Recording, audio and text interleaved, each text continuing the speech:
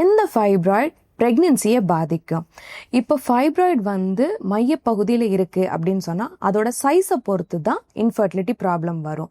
இப்போ சைஸ் யூஸ்வலாக 3 சென்டிமீட்டருக்கு இருந்தால் பெரிய ப்ராப்ளம் எதுவும் ஏற்படாது. அதுவே பெரிய ஃபைப்ராய்டாக இருக்குது, அது சென்டர் பொசிஷனில் இருக்குது அப்படின்னு சொன்னால் கண்டிப்பாக பேபி இம்ப்ளான்ட் ஆகிறத அது பாதிக்கும். அடுத்தது சப்யூகோசல் ஃபைப்ராய்ட்ஸ். ஸோ இது கர்ப்பப்பையோட உட்புறத்தில் இருக்குது. இதுவும் ஒரு குழந்தை இம்ப்ளான்ட் ஆகிறத தடுக்கும். ஸோ இந்த 2 டைப் ஆஃப் ஃபைப்ராய்ட்ஸில் தான் இன்ஃபர்டிலிட்டி ப்ராப்ளம் ரொம்ப வரும். ஃபைப்ராய்டு இருக்கும்போது ப்ரெக்னென்ட் ஆனால் என்னென்ன ப்ராப்ளம்ஸ் ஏற்படும்? மோஸ்ட் காமன் மிஸ்கேரேஜஸ் ஏற்படும். அதுக்கடுத்து குறை மாத டெலிவரி ஆகிறதுக்கும் நிறையா சான்சஸ் இருக்குது. பேபியோட வெயிட் போதுமான அளவு இல்லாமல் ஸ்மால் ஃபார் ஜெஸ்டேஷனலாகவும் இருக்கும். அதுக்கடுத்து ப்ரெக்னெண்ட்டாக இருக்கும் போதே அடிக்கடி ப்ளீடிங் ஏற்படுறதுக்கு வாய்ப்புகள் இருக்குது.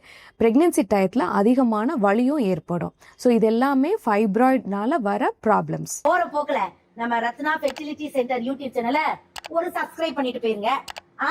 இன்ஸ்டாகிராம் ஐடியும் ஃபாலோ பண்ணுங்க.